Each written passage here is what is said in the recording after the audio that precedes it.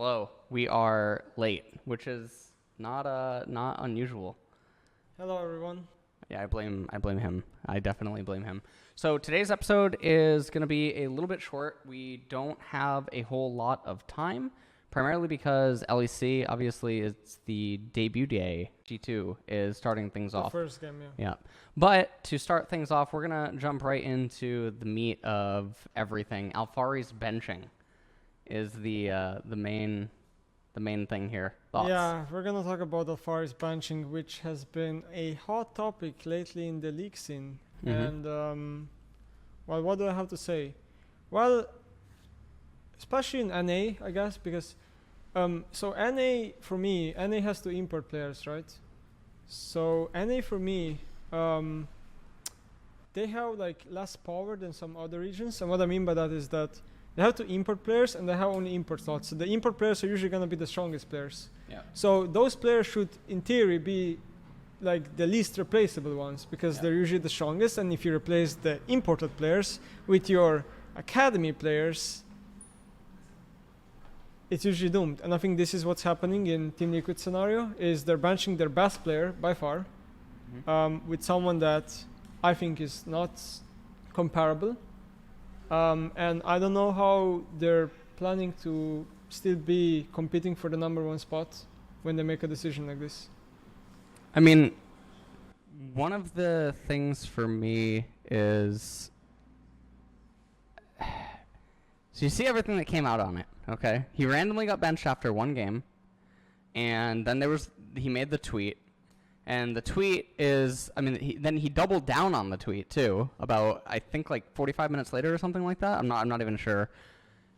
And after that, we don't see anything. So Jenkins, the thing is that I think Spawn made a tweet in regards to comments that were brought up on Dom's Crackdown episode, where he said that Jenkins was performing like really well and all this other stuff, and so it's not like that noticeable of a difference or something. Well, fortunately we have ProView. Yeah. So we can see that there's a very big difference. Yeah. When you watch Jenkins play, there's a lot of issues in his gameplay that's very, very apparent, and it makes it just it's sort of like it's going to be a night and day difference the longer that this whole ordeal keeps going on. Now, the question ends up becoming, is Alphari actually going to play again? But in the dynamic of a power player like Alphari, I mean, Double Lift had that tweet. I'm not a huge big fan of stats, but that tweet, I mean, it does really paint a pretty good picture. Where Alphari not being there, I think really does just say that Team Liquid doesn't care about winning. I mean, I feel like that's actually it. I can't think of another message that's really being sent, and I know that sounds weird, but it would be like old Fnatic benching Reckless or something, or it could be like old Fnatic removing you, maybe we don't care about winning, and I mean sometimes that's just how it goes. But I think if Alphari doesn't go back into the main lineup, then yeah, I think it's doomed. I think so too. I think Team Liquid probably suffers more from this change than a team like Cloud9 does, I think. Yeah. Because I think Team Liquid's way more reliant on Alphari, and he's a bigger piece for the team. Mm-hmm. The thing about the tweet that he made is also that how do you recover after something like that? I feel like there's such a huge clash between him and I guess players or staff that I don't know how you can repair a relationship without changing the pieces. I mean, you probably can't at this point, right? I mean, So, I mean, you've been around esports long enough. I've been around esports long enough to know that when you see something like this, generally something's pretty screwed behind the scenes. Something's going on that's really wrong. They look really dejected when they're on stage after losses, especially. And with Alphari being the way that he is on Twitter, so there were a couple of comments on Twitter that were really, really, really surprising. One saying that it's not professional. Yeah. I love people that use the word professional, by the way, because you can tell they don't know what it means. But then the other people saying that he's being like really immature, or that he should just go and discuss what happened in an interview. Well, first off, he can't do that because contracts. Yeah. So the only way for him to actually talk about anything is actually ambiguity. Like, he has to make a tweet that everyone knows what he's saying without really saying it. That's basically his only option. And I'm not saying that he should do that. I'm just saying that that's basically the only card that he has. So it's this really weird thing. And I mean, there's the giant conversation that takes place where if he says, and I mean, he's implying, right, that it's a lie, what was said in the interview about it not being a spur-of-the-moment decision. Yeah. I mean, I don't know totally what's going on there, but he doesn't probably have another option, but it seems like he's done as well to be willing to make that tweet. I think he's probably so pissed, and he's just done. Yeah. Probably I would assume he just feels like he got backstabbed or something really hard, which is just hilarious. You go back to the offseason, you see this move, Team Liquid signing Alphari, the hype around it, and here we are a couple of months later, and I guess the house is burning already. Yeah, dysfunction junction. Yeah, this is just NA in a nutshell, probably. Sir. I think this wouldn't happen in EU, most likely. I mean, and if it wouldn't be as damaging. But I think even if players hated each other in EU, they would still play out everything. Yeah. They would probably just go play the game and then not talk to each other. Or they would actually be removed in off season early on, right? If something was actually going on. So I'm trying to think there's probably a lot of things that could be going on behind the scenes. Alphari could be fed up with teammates. I mean, he is better than almost all of them. I mean, I guess there's an argument to be had with Core JJ. Yeah. But I think that Alphari's individual influence, I think, is probably just more felt by other teams. It's probably more problematic that Alphari is on TL than Core JJ is on TL for them when they go into games. And so I think in that regard, Alphari could probably either A, be fed up with teammates, or B, he could really just not like the staff. I mean, that it's one of those two things. But it's kind of weird because if it was just B, then he probably would still be playing because teammates would probably side with him, right? At least that's my experience of seeing it. Yeah, I could agree with that. I mean, like sometimes players don't have necessarily all the power when it comes to things like this. I mean, in a lot of like orgs, an owner can come in, or like a manager can come in, or a coach can come in, and he can just like call the shots, this and that, and then it will happen no matter what the players really do. You can't really riot against it, and this could be the case. I doubt it probably. Like, I don't know. It's just based on feeling here. I don't know what their option is going to end up being. I mean, they could maybe try to trade Alphari to someone. Maybe that would be an option. I don't know what the trade windows. Do you really want to do that, though? I mean, no, you probably don't want to. You're but do you really? Yeah, you're probably always downgrading. Yeah. I think there's very few top laners in the Western scene where you could. I mean, I guess you could look to import someone, right? Because he's an import slot, so you could look elsewhere. But the problem is we're in the middle of the season. Right? No players aren't playing. Right. Right. It's just not going to happen. Yeah. It's not a real thing. Yeah. So again, it goes back to the main message of, does TL care about winning? And I can't see a world where there's any sort of team camaraderie where playing Jenkins somehow nets a more positive win % chance over a long period of time. Mm-hmm. I just think there's no way. I think I don't think so either. I think they're just in a lose-lose scenario at this point, and I guess we're going next season and spending more money. Yeah. I mean, that's probably something akin to that, right? So I mean, I guess we can segue this into the conversation of like Stavs dealing with superstar players, because superstar players are sort of unique, and I feel like I mean, this sort of touches on the topic that we talked about last week in episode 1. Coaches or staffs are not equipped to deal with people that have these types of personalities, but also self-awareness of where they stand relative to their teammates, as well as maybe their own brand or worth. Superstar players are they're very unique because not every player has the same value in a team. I mean, that should be really obvious, right? The salary is different, the skill gap is different and everything. And superstar players, honestly, usually they have favoritism by everything, right? They get away with more things. They have more leverage, leeway, I guess. Yeah. And they're also sometimes they're more they have more power. They're more played around, or they get more resources or more attention maybe.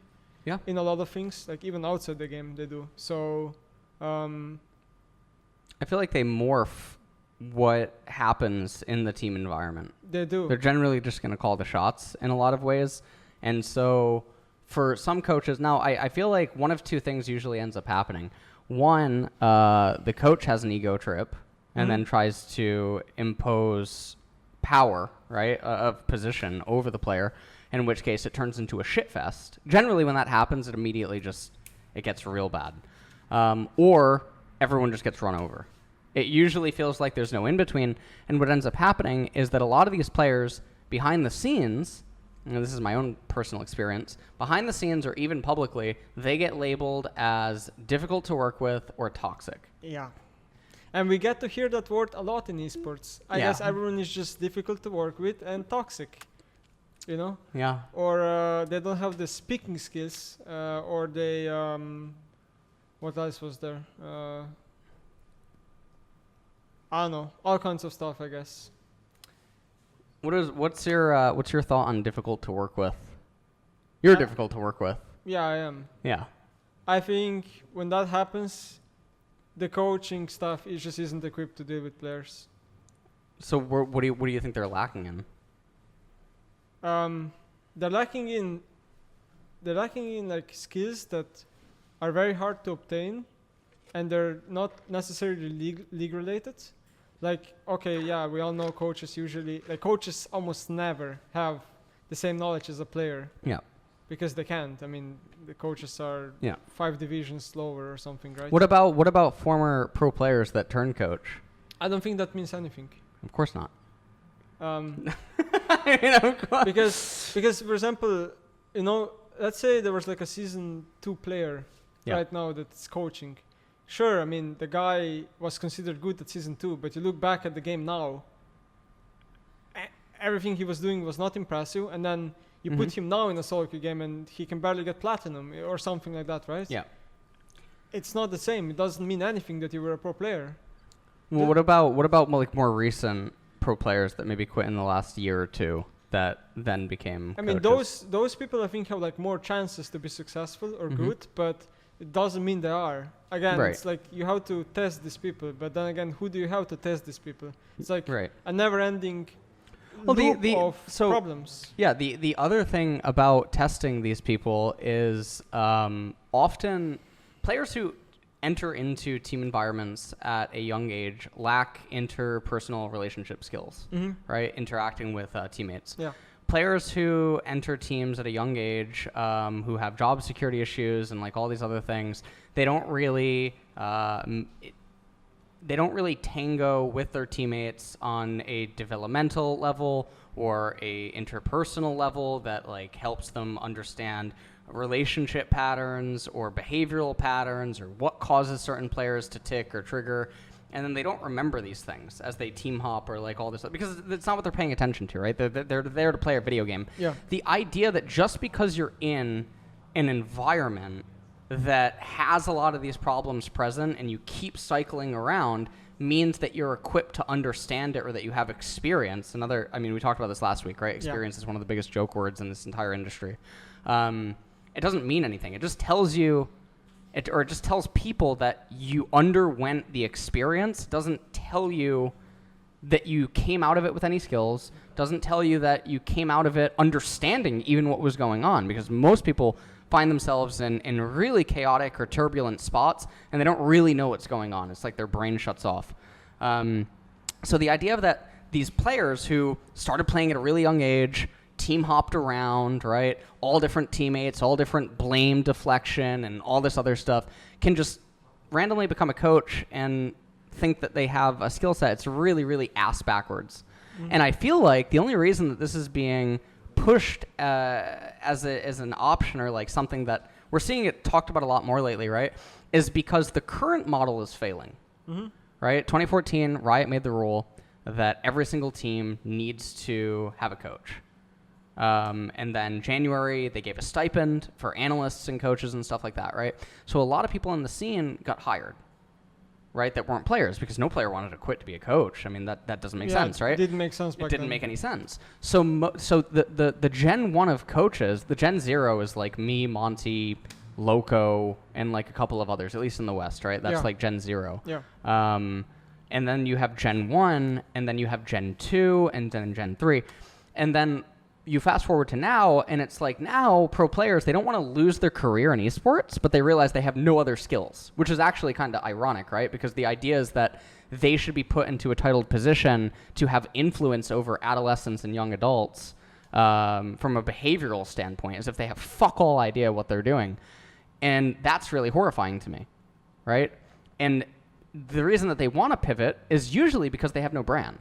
I mean, that's something we can talk about later, right? They have no brand, they have no skill sets, all they did was play video games, and now this is just an option, anyone can do it. But we're realizing really quickly, not anyone can do it. And also, if that person was probably going to be able to do it, you probably would have been able to see something in their play that would have indicated a form of sentience that actually separated them from other players, even as something as little as itemization differences, right? That showcased an awareness. But we don't see that. Yeah, I mean, like this is just like a thing about job security, right? In esports, it's the players need to, like, a lot of players are, I feel like they probably know they're bad, but they have, like, the only thing in life they have is league, so they have to keep their job, right? So they just want to play, right, and earn money, which is also like why they don't try to like build brands or anything like this. But what they're doing, I feel like, is they're just playing the nice guy card. So they try to have like healthy or like good relationships with like some staff or some coaches, so they can then even after their contract expires or something, they have like a bigger chance of getting a renewal or like a different team.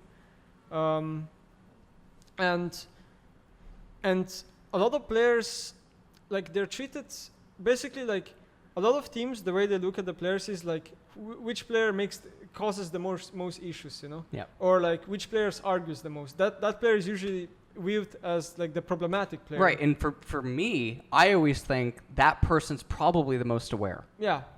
So every single time, I remember having this this conversation with someone recently, where it was a conversation with staff, and they told me the player is labeled as non-agreeable or problematic, and I'm just like, great. Like, that's a really good sign. That's actually not a red flag. Because generally, non-agreeable people are the people that you actually want. You just have to know how to talk with them. And they don't. They don't, right? So that's why they don't want them, right? The new PR move by teams right now, I feel like it's gonna like come more and more and more. Yeah, hit us. It's like, that player just didn't see the game in the same way as the other 4 players. Yes. So we're changing the piece now.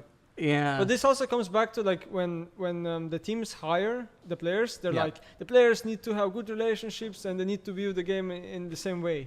Well, I think that's kind of true though. Stacking the deck. Yeah, it is true, but like, so that the people who hire, they cannot like dissolve personalities. They just look at, I think like they just look at like the game, and then they're like, this guy plays this champion pool and this guy plays this champion pool. I think these players would work together. Let's just draft them in the same team. Yeah. And it's like, and then the players like, your first 2 weeks, everything is fine, honeymoon phase, and then like 1 month later, 1 month in the team. So a good example of this, right, is the most recent iteration of Fnatic, When you left and Nizki joined, everyone thought, "Oh, this is great. Yeah, that was the this is great because narrative. Nizki isn't a laning specialist. He's not like a scalar person, right? He's someone that saw a way to try to play the game that was like push and shove and go with your jungler. Yeah. Right.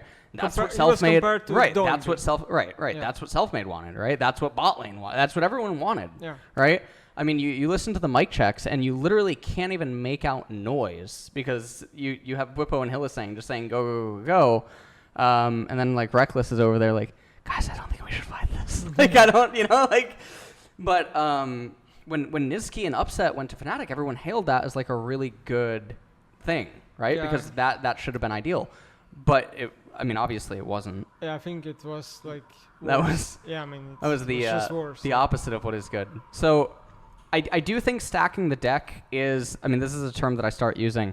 And I started using this because in the last 2 years, the amount of teams that asked me to listen in on scrims, sometimes anonymously, right? I would just join the Discord as an anonymous ID, and the staff would just say that I'm just a random like person, right? And I would give the feedback to management or whatever. The amount of Discord in teams was insane, right? Where you can just tell that they fundamentally see things different. If someone sees red, the other person sees blue. Yeah.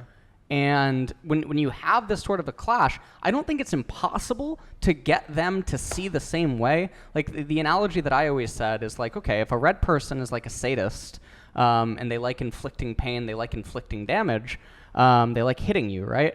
Well, a sadist is probably going to like the concept of locking someone in a room and starving them, right? But that's a very control-y mindset. That's a very like non-physically engaging way to attack someone, is to starve them and deprive them of food and water. So the red person can get behind that mindset, right? They can get excited by it. So that's a way that you can make a red person see blue, right? You can also probably make a blue person see red if you need to do that, right? But you need someone that's capable of trying to connect this web, trying to weave the web, right, on the coaching staff. But usually that's not happening because the coach itself lacks the ability to do that. Yeah, right. These skills are hard, yeah. They are insanely hard. Yeah. I mean, they're not even league related. And they're not really, yeah, of course not. I feel like maybe what the pro teams have been trying to do over the years is like get these sport psychologists in, and they're the ones that are gonna now figure out the players' behaviors and personalities, and they're gonna connect them and this and that. And I mean, everything I've heard from my experience and everything I've experienced with sport psychologists, they probably do more damage than actually good. So I don't have so much experience with sports psychs. One of the things that I will immediately point out, so I'm a person that went through a lot of therapy, right? I probably clocked, I'm very open and public about this. I had talks with Dr. K that are on YouTube. Probably went through about 3,000 hours of therapy growing up. I was on like medications. I was in therapy since age 9. I had a lot of really bad stuff happen growing up. I had about a dozen or more different shrinks or psychiatrists, and I probably had about 24 different therapists. Not every therapist is the same, right? It's not a one shoe fits all, and same thing with a psychiatrist, right? Yeah. Some of the psychiatrists were like enemies, and I remember just the reviews of some of the shrinks by other shrinks was comparing them to like almost someone that was like torturing, or like, like the ideas or advice that they would give me and the family or whatever. And it was really dark and morbid. And the same thing applies to LOL teams, where I didn't even realize it earlier on, because you can find videos of me on YouTube where I'm like, yeah, every team should have a therapist and every team should have a psychologist. It's not a one shoe fits all. You could have 5 players and each might need a different therapist. Yeah, because they won't connect to that therapist. The good example, which actually you gave to me, was that you can put 5 players in front of a replay, but they're all gonna see a different game. Yes, they're all gonna see different things in the game that's happening. So it doesn't actually like how coaches after let's review this game together after defeat, guys. What do you think we should have done here and this and that? And it's like, guys, we're all seeing the different picture. Yeah. What is the meaning of this? Like, it is undescribable the amount of hours I wasted in my life doing this same type of reviews.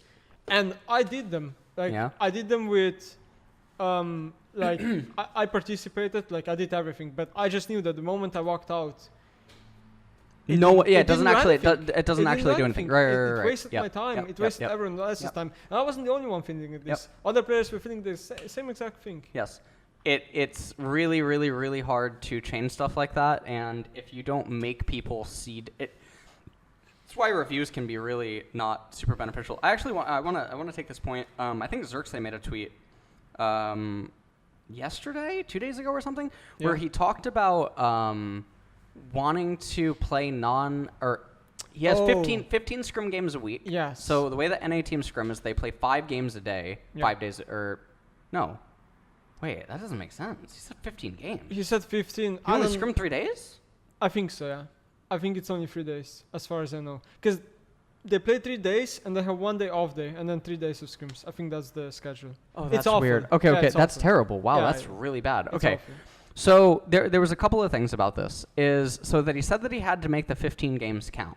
The other problem about this is that the 15 games have to count even more because the review's limited, and everyone thinks about stuff differently. So you can't just suggest like, oh, I want to play this champion because the teammate won't. This is called. I'm gonna look. I just had this combo with Fudge. Wait, I'm gonna find it in Discord. There's a thing that can be looked up. Let me find this. We just had a long conversation about this. Yeah, I mean, Hold on, I'm gonna find this. like continuing on your point, I guess what I could say. Oh, functional fixedness is a Okay. cognitive bias that limits a person to use an object only in the way that it is traditionally used. The concept of functional fixedness originated in Gestalt psychology, movement psychology that emphasizes holistic processing. Carl Dunker defined functional fixedness as being a mental block against using an object in a non-traditional way. So to sort of interpret this, right, it's basically like, okay, if you have a champion that is meant to do one thing, like let's say Ornn, right? This is actually a really good example, actually, because Ornn is probably the conversation I had the most comments about with pro players. Most people don't realize that as Ornn doesn't have to be the engage. Yeah, he can. He can be the anti-engage. Yeah. He can stand behind the team in the fog of war, wait for them to come in, and then do the Ornhorn. No one and then did they that. have to scatter like ants. No one did that. No one does it. No one does it. Used to have talks about this with Fudge on stream, with Max on stream. I used to play Ornn all the time, right? And every time I'd watch an Ornn in pro play, they'd only just press R to engage. Yeah, just They go. don't realize he's an anti-engage. Yeah. He can do both. He can do both modes, right? But the functional fixedness of the champion, they can't see it that way. They don't see that the champion can be altered to just do something different. Yeah, I mean, I can give you like you can make an example out of this mostly in like melee champions. Like I can just give a random example Yes. right now. Sat. I mean, a lot of Sats you watch them play, they're just gonna wait to press R and engage. Yeah. While they could just stand on top of They you could just in the body carry block. or mid Yeah. lane and Defensive just lineman. wait with Yep. E and then ult Yep, and yep. just throw people away. Yeah, and I think that you see a lot of this by how like handy someone is. Even, like, so not even like league related, but how handy someone can be with like everyday objects, right? Like, so we're in Korea, right? You know how the locks are on doors? They're Yeah. like that small little thing, right? Yeah. Most people would just see that and be like, oh, you need a specific key for that. But like another person might just see it and be like, you just need a needle. You can just needle unlock it, right? Yeah. And it's not the traditional sense of the needle, but it works. So, I mean, that's probably fine. But the reason that I'm bringing this up is because players have this problem. They see that lock and they're like, oh, it can only be unlocked with a certain key. Yeah. Right? They don't see like And so it completely fucks the draft, completely fucks feedback, and then you can't have open conversations yeah. because they just can't learn. Like, or they can't. Also emotions come in play. Well, that too. there's different types of learning. We actually experienced this in as early as kindergarten and elementary Yeah, school, right? yeah. There's kinesthetic learning, and then there's It's basically like reading, and then it's like hearing, and then it's like so basically like hands-on, or can you actually just remember things via hearing it and imagining it and like Yeah. other stuff, Yeah. or do you have to physically do it? And I mean, there's lots of different studies on things like this and yada, yada, yada, right? I'm just listing an alternative example. Some players need to feel the difference in order to understand the some difference. players I've experienced it. They're I think it's kinesthetic, it's called. Yeah. Where like they need to feel something. Yeah. So basically all their mind, like their mind gets made up all by solo queue games.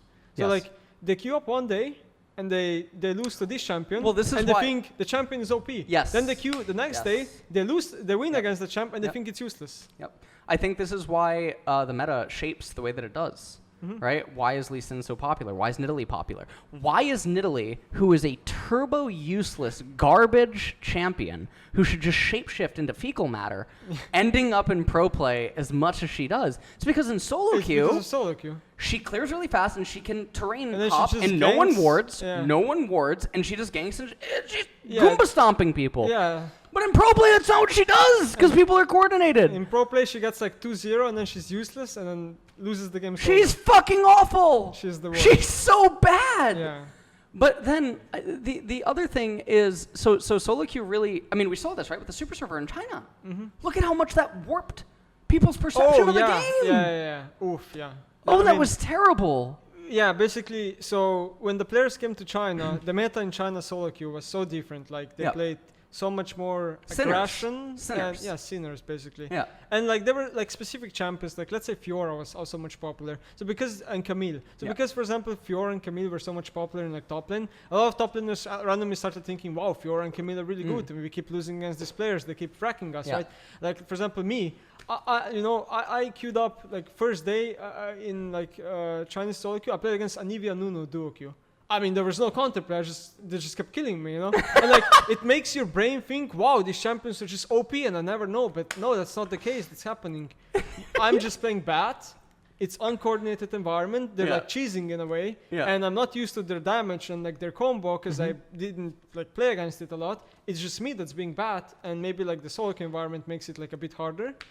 But you know, I think that's a skill to be able to pause in a death and then think, did I mess up or did they do something right? yeah, Right? That's a Yeah. skill. Most people don't have that. yeah, Or they'll immediately deflect blame to something else, right? Like that something that they did was fine.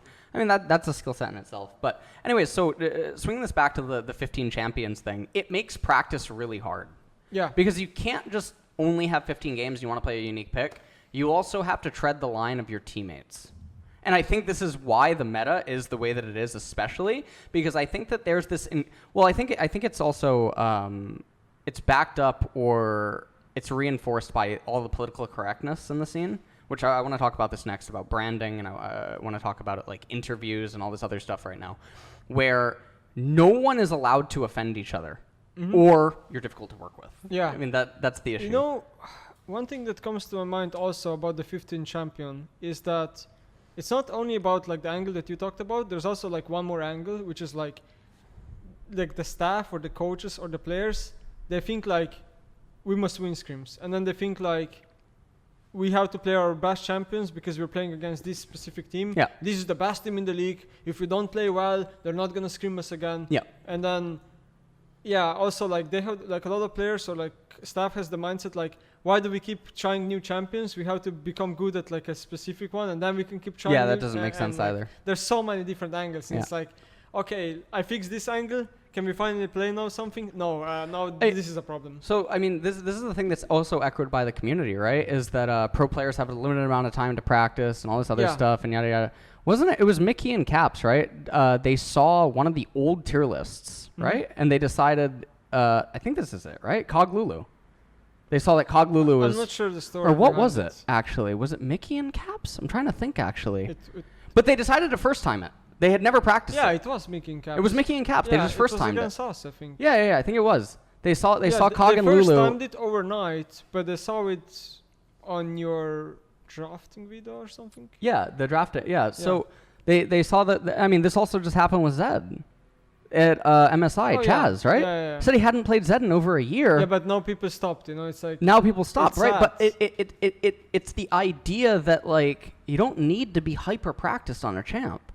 The reality is a lot that of champs are first timeable easily. a lot of them are first timeable, but in addition to that, the amount of situations in which you need to be uber practiced on a champion in order to turn a situation is very rare. It's very, very, very, very rare. I mean, the amount of times in my career over like multiple years that I couldn't pick a champion because I didn't play it in scrims. Yeah. Even though I was fully confident and I wanted to play it on stage, it's uncountable. It's very rare that a game will be altered due to your... Hey, I want to play this champion. Oh, Nemesis, can you play Oriana? There you go, yes. Excellent. Excellent. Can you roam bot here? No, there's definitely a lot of stuff that can go wrong, for sure. So, I mean, this goes into also the political correctness and the Captain Care Bear stuff that we have to do. I mean, we go into branding, right? This is a topic that is brought up a lot lately. Yeah. Where branding seems to be not taken as serious as it needs to be. Yeah. I mean, everyone that I meet, I did this with you, I did it with Crowny, I did it with Fudge and all this other stuff, have long conversations. You have to tweet, you got to stream, go on talk shows. Or I've told you to go on talk shows that, I mean, you didn't go on, but I said that it's a good idea, all right, to do stuff like this. Because branding is really important because you don't want to end up like the LCS or LEC players or other people who they go teamless one split, done. Yeah. You're totally fucked. I mean, but then brands carry weight for some reason. Yeah, there's so many players that they don't tweet anything. They tweet nothing. They don't move an inch basically, yeah. And their brands are so that it's like. Oh, I mean, it's not a brand. It's not even a brand. Yeah. There's streamers with way bigger brands than most pros. Yeah, there are certain streamers that have just like way bigger brand than a pro. Now the thing is, like, you can be a really good pro and get carried by broadcast. You can get carried by like broadcast and other people in the scene talking about you and stuff. Sure, that can happen. The other thing is the other thing about branding is like interviews. So there's a couple of things about interviews that I really hate. One, interviews can be scary. Because when you're put on the spot to answer a question, sometimes you have to lie. Yeah. Right? And I've talked about that. We talked about this in the last episode. If you ask a player what they think about their coach, what do you want them to say? It's a good coach. There's no answer. There's no honest answer because if they wanted to say something negative, they can't. It's impossible. Even if they say slightly something negative, they can't do it. They can't do it. It's an impossible question. Yeah. It's an impossible question. Yeah. So there's a lot of issues with the way interviews are. Like, for instance, I'm a big fan of loser interviews because I think it adds like almost a form of humanity to the scene. I'm fine with them if like the person kind of wants to do it. I would hate to like force it into someone that's so emotionally frustrated. Oh, sure. You should have option to deny, right? But I mean, it gets kind of weird if you give option to deny because most people deny winner interviews, right? Yeah, as well because they don't care. I denied I know you did. Yeah.